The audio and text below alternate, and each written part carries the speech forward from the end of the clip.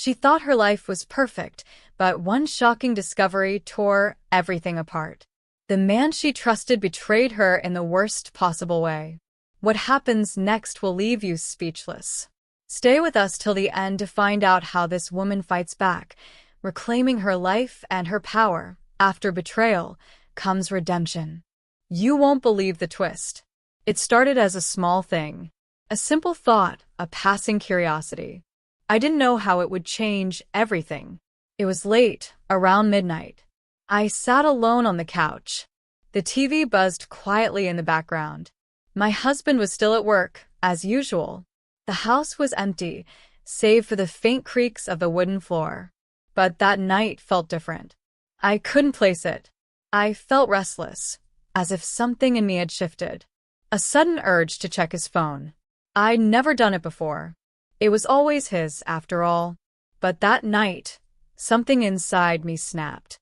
I picked up his phone from the kitchen counter. I didn't think twice. My fingers hovered over the screen. Hesitated. Then, without warning, I unlocked it. I opened his messages.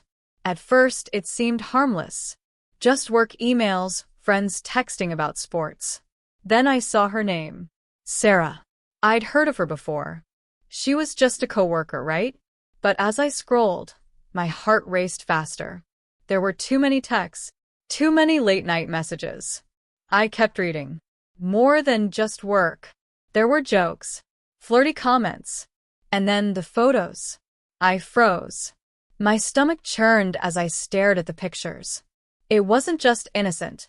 They were too intimate, too personal. My head spun. How long had this been going on? The thought gnawed at me. My husband, had he been lying all along? The room felt suffocating. I couldn't breathe. My mind swirled with questions I didn't want to face. The walls of the house seemed to close in. The silence felt deafening. I looked around, as if the house itself could give me answers. But everything remained still. I glanced back at the screen. There were more messages. More secrets. My hand trembled. My fingers itched to scroll further. But I couldn't. I had seen enough. I set the phone down slowly. My heart was pounding in my chest. The weight of the truth crushed me. I didn't know what to do. What could I say? How could I confront him? Would he even admit it? My thoughts raced, but my body stayed frozen. I was trapped. By my own curiosity. And now by the truth I couldn't ignore. The clock ticked loudly in the silence. Each second felt like an eternity. I couldn't move. I sat there, paralyzed, staring at his phone. The pictures of Sarah still burned in my mind. I felt betrayed. Violated. The air felt thick, heavy. It was suffocating. A pit formed in my stomach. What had I become? The woman who had uncovered a secret she didn't want to know? A part of me wanted to put the phone down, forget it all. But another part couldn't. I kept thinking about the betrayal. It stung like a wound that wouldn't heal. How could he? How could he hide this from me? The questions pounded in my head, relentless. I knew I couldn't confront him right away. I needed time. Time to process. But as I sat there, my mind kept racing. The images, the texts, they kept replaying over and over. I felt nauseous. My skin crawled. I stood up and paced across the room. The floor creaked under my feet, a sound that felt too loud in the quiet. I moved to the window and looked out. The night was still. The world outside didn't know what I'd just discovered. It felt like a cruel joke. A secret that had been hidden in plain sight. I wanted to scream. To run. To do something, anything, to make this feeling go away. But all I could do was stand there, frozen in time. I thought about him. My husband. The man I thought I knew. He had lied to me. He had betrayed me. The weight of it all pressed down on my chest. And yet, despite the hurt, part of me still didn't want to believe it. I didn't want to believe he could be capable of this.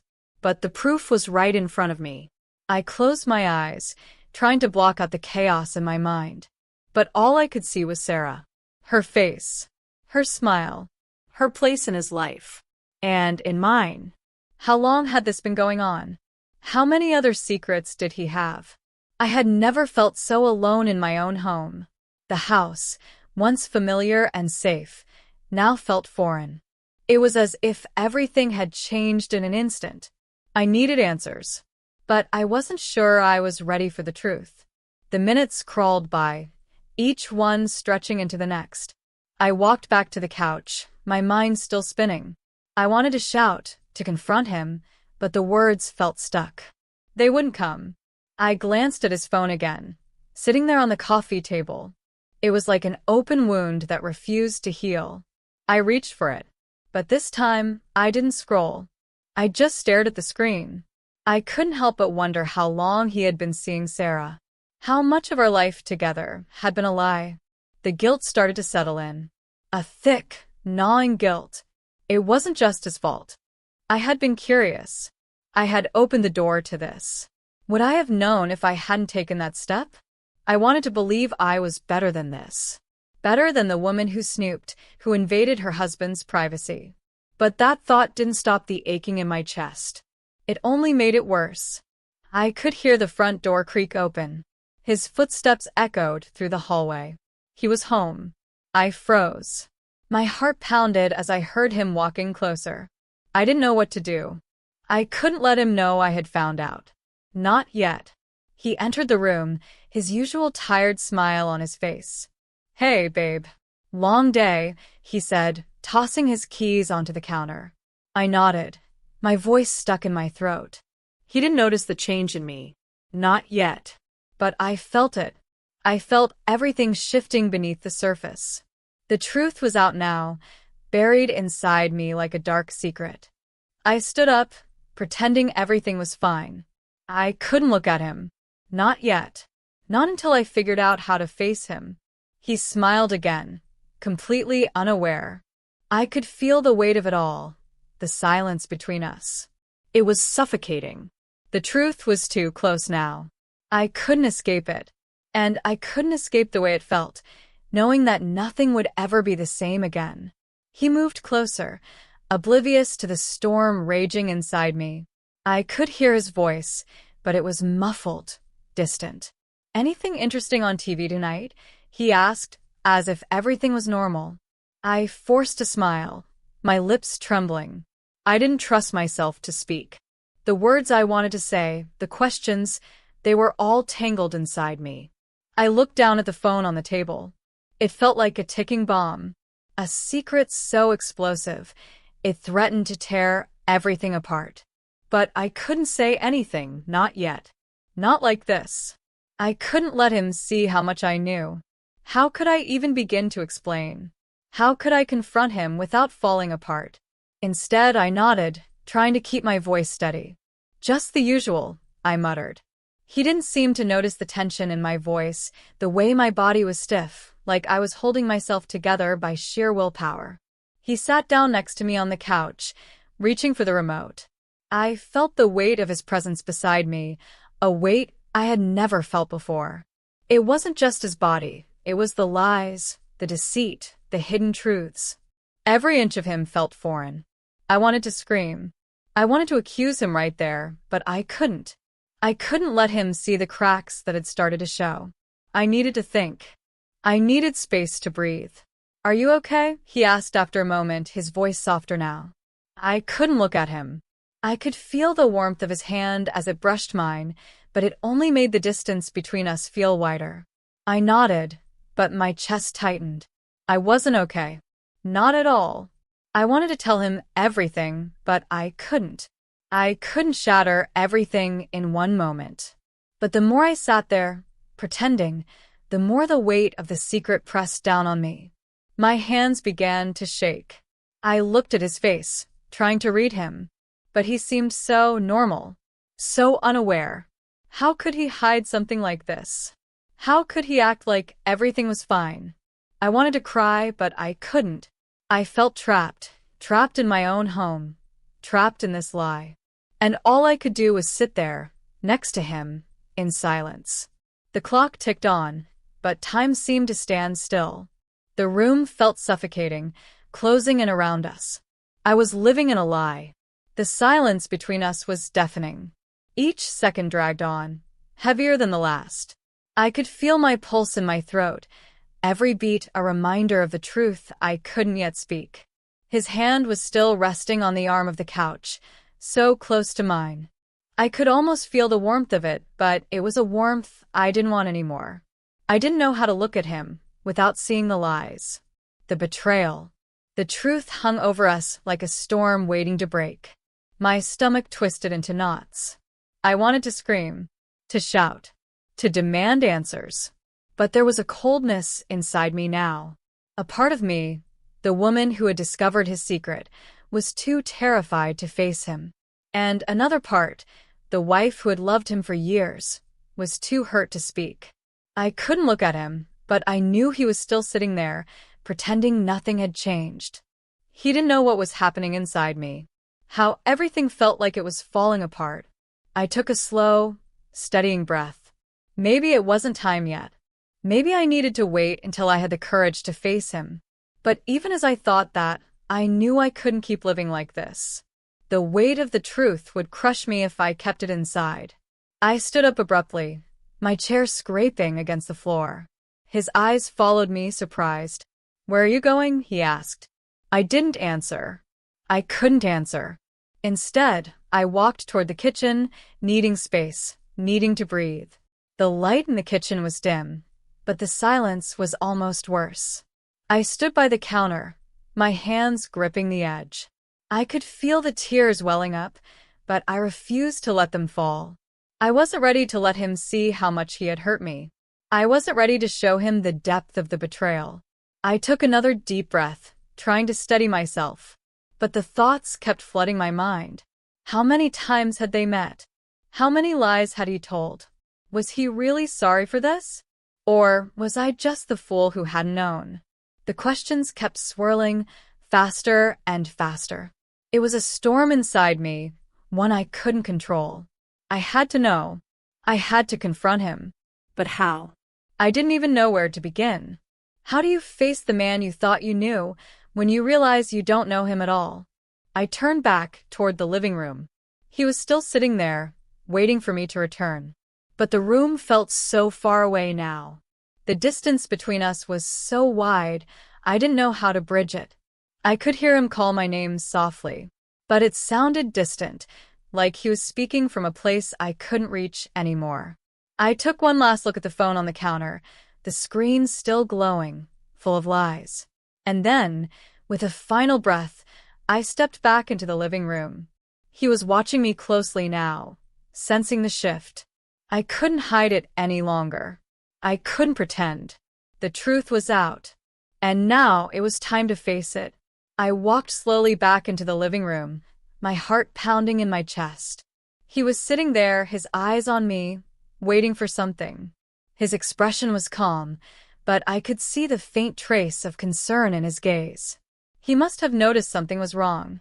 I stopped just a few feet away from him, feeling the space between us grow wider with every step I took. "What's going on?" he asked, his voice soft, like he was afraid of what I might say. The room felt cold, the air thick with tension. I opened my mouth to speak, but the words wouldn't come. They were lodged in my throat, too heavy to push out. I glanced at the phone on the table. The messages, the pictures, they were still there, haunting me. He followed my gaze, and for a moment, I saw something flash across his face. Guilt? Fear? It was there, just for a second, before he quickly masked it with a smile. "What's wrong?" he asked again, his voice rising slightly. "You're scaring me." The sincerity in his voice only made my anger burn hotter. I had seen enough. I had already read everything. Every message. Every word. But I needed him to admit it. I needed to hear him say it. I took a step forward, my hands shaking at my sides. "Don't lie to me," I said, my voice barely above a whisper. He blinked, confused. "What do you mean?" "You know exactly what I mean," I said, my voice growing steadier. "Don't pretend you don't know." His face went pale. He shifted uncomfortably in his seat, glancing nervously at the phone. I could see him struggling, trying to find an escape, a way to talk his way out of this. But there was no way out. I had already seen the truth. "You've been seeing her, haven't you?" I asked, my voice now sharp with accusation. His eyes widened, and for a moment, he didn't speak. It was as if the world had stopped spinning. His silence told me everything I needed to know. I felt the tears rising again, but this time, I didn't hold them back. They spilled over, hot and bitter. I wiped them away angrily, but the hurt wouldn't stop. He looked down, his hands fidgeting. I'm sorry," he finally stammered. "Sorry?" I repeated, disbelief in my voice. "That's it? You're sorry?" He looked up at me, his eyes filled with regret. "I never meant for it to happen," he said, his voice cracking. It just happened." The words hit me like a slap. It just happened. How easy it was to justify betrayal. How easy it was to dismiss it as a mistake. I took a deep breath, trying to keep my composure, but the pain was overwhelming. I had thought we had something real, something worth fighting for. But now, all of it felt like a lie. "How long, Jason?" I asked, my voice trembling. "How long have you been seeing her?" He didn't answer right away. His eyes avoided mine, and I could see the guilt gnawing at him. "How long?" I pressed again. 6 months, he admitted, his voice barely a whisper. 6 months. Half a year. I could hardly breathe. 6 months of lies. 6 months of secrets. It felt like the ground had been ripped out from under me. I stumbled back, my mind spinning. He tried to reach for me, but I stepped away, shaking my head. "I don't want to touch right now," I said, my voice low, full of hurt. "I want the truth." And then it all came crashing down. The silence that followed felt unbearable. His hand hung in the air, frozen, as if he was unsure whether to reach for me again or to pull back. I couldn't look at him. Not now. 6 months. Half a year of lies. I replayed every moment we had shared, every conversation, every laugh. Was it all fake? Had I been living in some illusion? The man I thought I knew was nothing but a stranger now. I felt so small, so insignificant in that moment. He was still sitting there, but the distance between us had never felt greater. "Please don't do this," he whispered, his voice breaking. I looked at him, finally meeting his gaze. I didn't recognize the man in front of me. I didn't know him anymore. "How could you?" I asked, my voice barely audible, cracking under the weight of the question. "I never wanted to hurt you," he said, his voice full of regret. "I never meant for it to go this far." "But it did," I replied sharply. "It went too far." His eyes welled up with tears. He wasn't a monster. He wasn't cruel. But in that moment, that didn't matter. The betrayal was too deep. "You don't get it, Jason," I continued, my voice shaking now. "You don't get how much this hurts. How much you've broken me. And for what? For her? For someone else?" He shook his head, his eyes pleading with me to understand. "I'm so sorry." "I'm sorry for everything," he said, his voice desperate. "I've made the biggest mistake of my life." "I don't care about your apologies anymore," I said, my words stinging with anger. "Because you had the chance to make it right. And you didn't. You chose her." I felt like the walls were closing in on me again.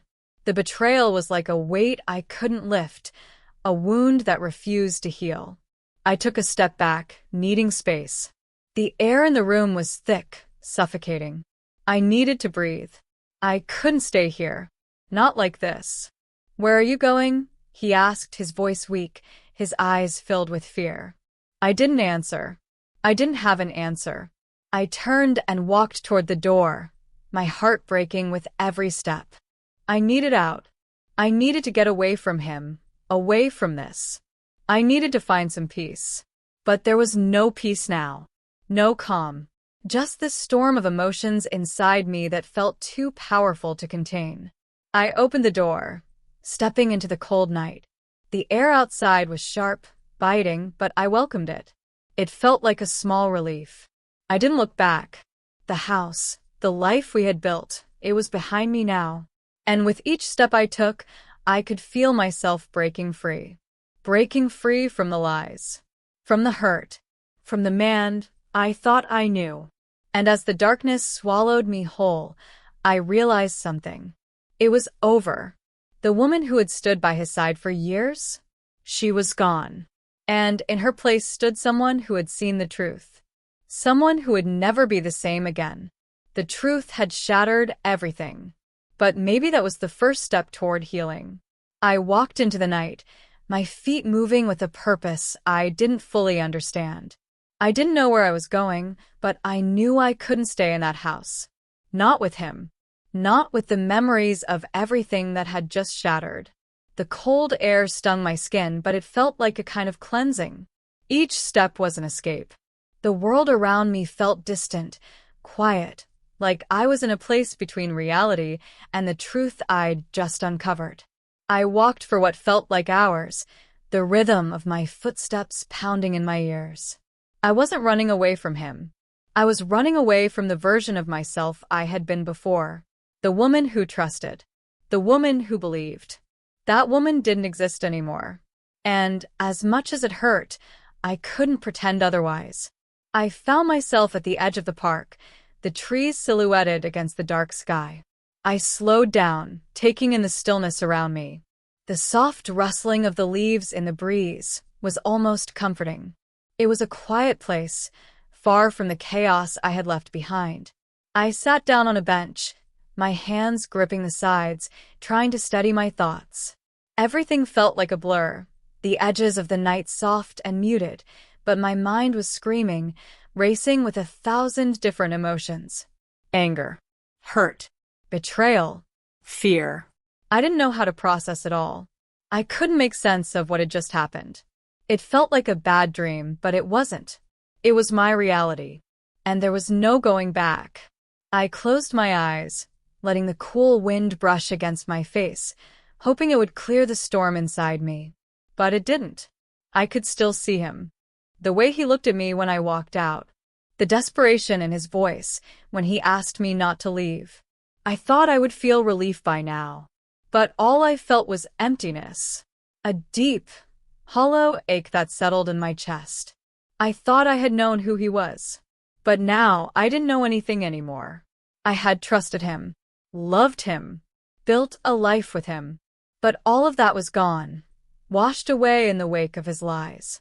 I heard footsteps approaching, and I turned to see someone walking along the path. I didn't know who they were, but the sight of another person made me feel even more isolated. Even in the midst of the world, I felt alone. The tears I had been holding back began to fall. I didn't care anymore. I let them fall freely, each one carrying away a bit more of the weight I had been carrying for so long. I didn't know what the future held. I didn't know if I would ever heal from this. But in that moment, as the night surrounded me, I understood one thing. I had to start over. I couldn't stay in the past. I couldn't stay with him. The truth had set me free, but it had come at a price. And now, I had to face a future I hadn't planned for. But I would face it, because no matter how shattered I felt, I wasn't going to let this break me. The days that followed were a blur. I didn't know how to move forward. Everything I had built, everything I had known, felt like it was crumbling around me. I stayed at a friend's house for a while, trying to piece together the fragments of my life. But the ache inside me didn't fade. I had always believed in love, in loyalty, in trust. And now, all of that felt like a distant memory. I couldn't even look at the pictures of us together without feeling nauseous. Everything was tainted by his betrayal. I didn't want to go back to that house. I didn't want to see him again. But one afternoon he called. His voice was hoarse, filled with desperation. "I need to talk to you," he said. I didn't respond right away. My heart had already broken, and I didn't know if I could handle any more of his apologies. But he kept calling, leaving message after message. And I didn't know what to do. I wanted to feel angry. I wanted to feel like I could walk away and never look back. But there was something inside me, something I couldn't ignore. I needed closure. I needed to see if there was any part of him left that could still be honest.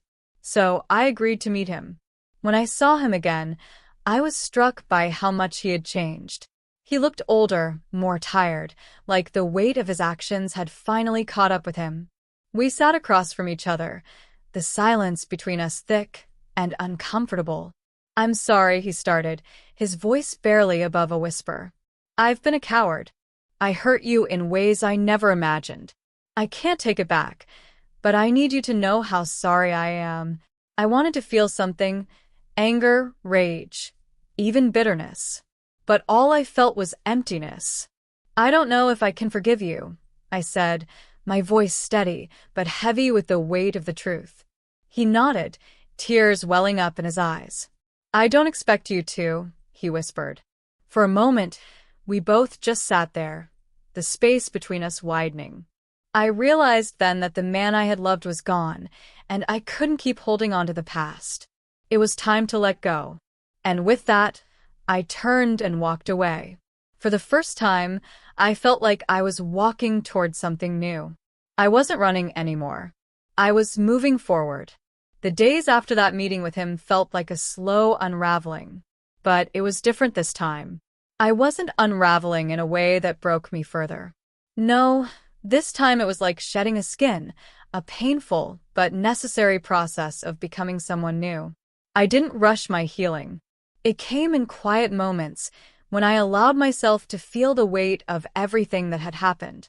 But with each passing day, I felt less like a victim and more like a woman reclaiming her own life. The pain wasn't gone. Not yet, but it didn't define me. I took long walks through the park, the one where I had sat in the dark that night, trying to figure out what to do. The same trees that had witnessed my sorrow now stood as silent witnesses to my strength. There was something beautiful in the way the seasons changed, and I found solace in it. Spring would come, and so would my healing. I spent time with friends who supported me, who listened without judgment, who reminded me of who I was before the lies. I found new hobbies, ones that brought me peace. I started journaling, pouring my thoughts out onto paper, and slowly, the words I once struggled to find began to flow freely. And in all this time, I realized something profound. I didn't need to forgive him to move on. Forgiveness wasn't for him. It was for me. To release myself from the weight of his actions, to free myself from the chains of resentment that could have kept me locked in the past. I took control of my life again. I was no longer defined by the betrayal, no longer defined by him. I was defined by the strength it took to rebuild, piece by piece. I would be okay. I would be more than okay. And when I looked ahead, I no longer saw just the shadows of what had been. I saw a future full of possibilities, full of growth. The journey had been painful, yes. But I had found something along the way, something more valuable than any love I had once known. I had found myself.